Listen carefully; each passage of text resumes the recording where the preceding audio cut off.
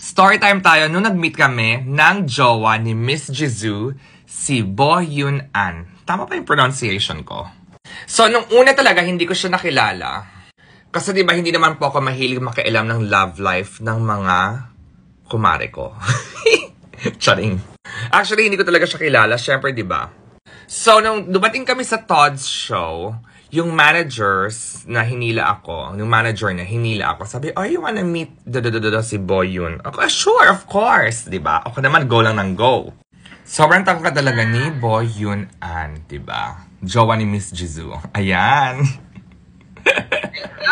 Ako talaga, basta mahal na mahal ako ng mga Koreano, and I love them too. Siyempre, di ba yung mga entertainment industry, maliit lang naman sila. Tapos lalo na sa fashion show.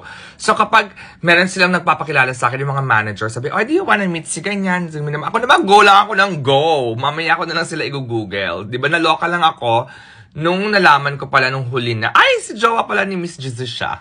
So yun lang, di ba? Hello from Milan.